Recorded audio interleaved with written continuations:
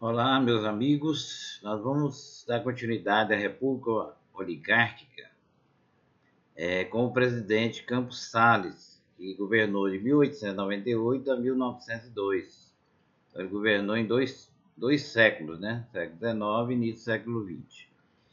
No governo dele foi resolvida outra questão de fronteiras, que na outra aula eu falei que no governo de Prudente Moraes havia resolvido alguns problemas, que é a questão do Amapá pelo Barão do Rio Branco. O Barão do Rio Branco, ele ficou famoso porque ele era um grande diplomata, uma pessoa articuladora, que resolveu vários problemas de fronteiras no Brasil, inclusive resolveu a questão do Acre, né, que a gente vai ver depois. Aqui você pode observar pelo mapa que você tem aqui a Guiana Francesa, colônia francesa na América do Sul, né? Aqui você tem o território do Amapá, na época era um território, quase vizinho à ilha de Marajó lá. E aqui você tem essa região aqui, ó, que era reivindicada pelos franceses, tá? A divisão lá é no rio Oiapoque, até hoje é dessa maneira. Então os franceses queriam incorporar toda essa região aqui à sua Guiana. Ou seja, e o Brasil ficaria com uma Amapá menor assim. Então houve um arbitramento na Europa, né? Ou seja, um julgamento dessa questão, não houve guerra. Sempre lembrar isso. A questão se arrastava aí há anos, né? Aí o Barão Rio Branco conseguiu defender bem a nossa questão, provando que ali era colônia brasileira, tinha sido colonizado por brasileiros, né? E assim reconheceu e a Guiana Francesa perdeu, né, nesse tribunal, né? E aí o Brasil incorporou essa região aqui, ó, de Lilás, formando o que hoje é o estado do Amapá. Oiapoque é um dos limites do Brasil, né? Limite norte do Brasil. Oiapoque, o Chuí, lá no Rio Grande do Sul, né, são os pontos extremos do Brasil. Então assim ficou resolvida.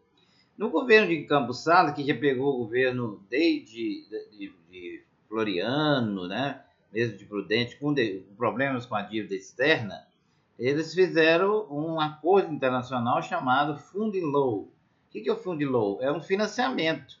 Ele saneou as finanças do país, houve um acordo da dívida externa, dando maior tranquilidade para o presidente governar a partir daí. Tanto que no próximo presidente, Rodrigues Alves, ele vai fazer uma reforma urbana no Rio de Janeiro, graças a essa reforma que foi feita no governo de Campos Salles.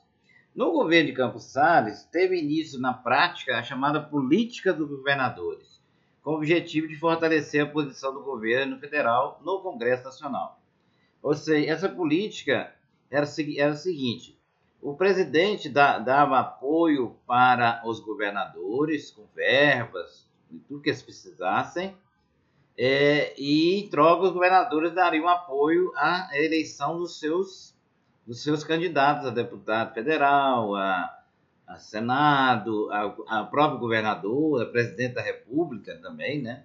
Eles dariam todo o apoio. Em troca, eles receberiam os benefícios. Quem não apoiasse não recebia o município. É o famoso toma lá da cá, né? Nesse momento, então, surge a figura do coronel como um importante fato, né? Porque o coronel é aquele chefe político local e que tem sob a sua tutela a maioria da população da sua região.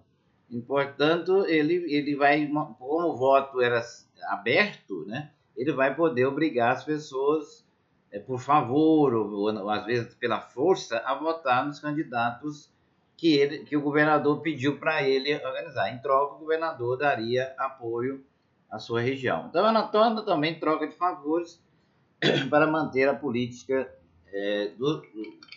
atual, né, do café com leite e a República dos Fazendeiros. O próximo presidente da República é Rodrigues Alves, que vai governar de 1902 a 1906.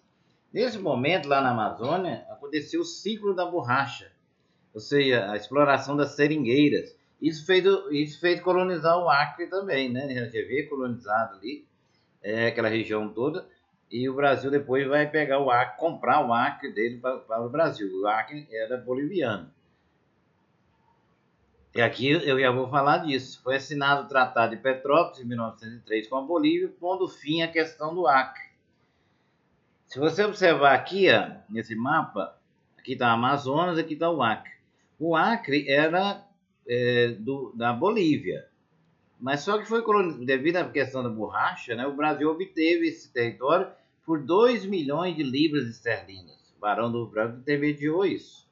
Não sei se teve propina, né? Nesse momento aqui, ó, a Bolívia também exigiu, como a Bolívia não tem saída para o mar, ela exigiu do Brasil a construção de uma estrada de ferro chamada Madeira Mamoré, que aí escoaria os produtos da Bolívia pelo rio Madeira até chegar à forma do Amazonas, e ele poderia exportar isso tanto para o Brasil como para o mundo, né, os produtos que a Bolívia produziria. Essa estrada demorou muitos anos para ser concluída, e quem quiser saber mais sobre ela, tem uma minissérie da Globo chamada Média Maria. Ela contou essa história, claro que romanceada, mas bem contada.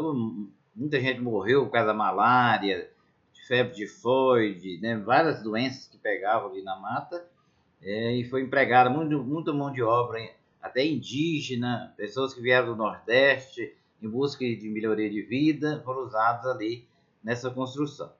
A estrada Madeira Mamoré. Foi resolvida também a questão do Pirara com a Inglaterra. Essa aqui, ó, essa questão do Pirara é aqui, ó. Você tem aqui em Roraima, né? O Brasil queria ficar com tudo. Só que aí, no julgamento internacional, esse território verde aqui ficou com o Brasil e esse território marrom ficou com a Inglaterra, na Guiana Britânica, né? Guiana Inglesa. Ou seja, essa Guiana seria a colônia inglesa na América do Sul, tá? Então, o Brasil ficou com esse limite aqui, mas o Brasil queria esse todo aqui. Mas dessa vez ele não ganhou tudo, não, só ganhou esse pedaço aqui, né, Pirara. Por que questão do Pirara? Pirara é um rio que faz o limite aqui nessa região, e também um peixe, tá?